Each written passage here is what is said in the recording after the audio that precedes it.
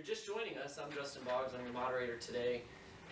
This is two Ferns in between. And I have Jean Francois, he's the head of commerce development at Ingram. He also does consulting for brands on growth. And we have Will Land, who is the CEO of Marketplace Valet. We help brands go direct to consumer on marketplace channels, both domestic and internationally. Today I want to talk about a little bit about how does a brand in a startup connect to these additional sales channels? I think it's easy to say, oh, like let's sell to Walmart, let's go do business with Target, or Bed Bath & Beyond says we can be on bedbathandbeyond.com. Well, it's not that easy. You can't just there's not a back end where you go upload products directly. So maybe Will, if you would, that's just a little, just making the sale is just the tip of the iceberg. Right. And Gene, this is all your experience right here. Yeah, but there's the tales that follow are enormous. So some of the notes here, for instance, if you would maybe explain what an EDI connection is for our audience. I think the EDI is basically a messaging mechanism to transmit data between two endpoints, and it's been around for a long time, right? I mean, that's essentially how retail works, is through vendor codes and EDI. EDI allows you to basically take in orders, pass orders, data like transportation data, fulfillment data, basically run the business. And the larger, older retailers specifically use EDI to connect to their vendors. So what you'll have is, let's say you're a brand, you want to connect with Walmart, you basically need to find an EDI provider to actually do business with Walmart. And by do business, I mean, hey, if an order comes in, how are you going to fulfill it? How are you going to even know you had an order, right? And the main point why EDI exists is before EDI, you have things like FTP and just basically think of the most manual ways of sending orders to people. Like imagine you were doing 10,000 orders a month, and every day at the end of the day you had to sit down and physically send your orders to your vendors. That would take a lot of headcount and a lot of time to actually get it done. And I think since Shopify, let's talk about things that pre-Shopify, post-Shopify, right?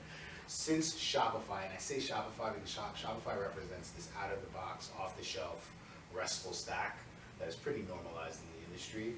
It's pretty easy to connect one platform to another, pretty low cost, simply because APIs allow for data exchange between two endpoints in almost real time, right?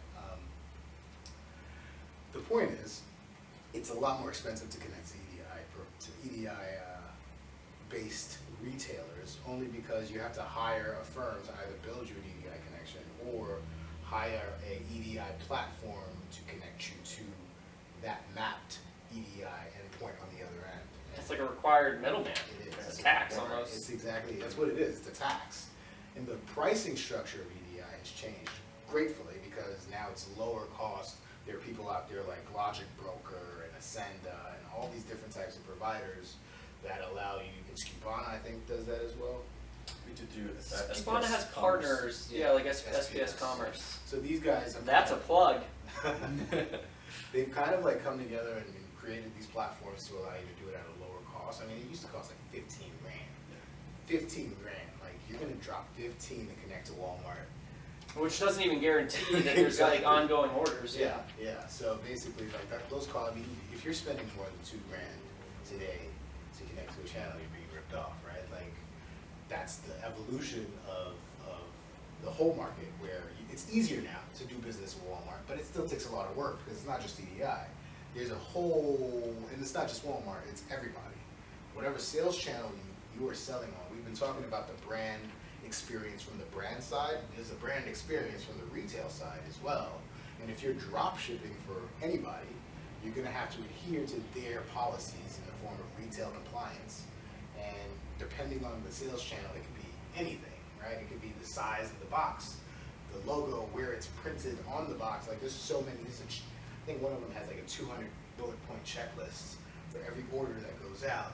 It has to be exact. You get dinged on if they find out. You get dinged on the order, right? So It's very involved. Going multi-channel and selling on other channels requires, I would say, headcount in the sense that somebody has to manage that, right? Sure. You have to be on top of it because no matter how many sales you make, if you mess up every single one of those, now you're underwater on every single one of those sales, right? So that's my experience. That's a great perspective, especially getting into big box retail. For Will, I know Marketplace Valet, helps brands sell through 15, 16 different marketplaces around the world. That's easy, right? Sure.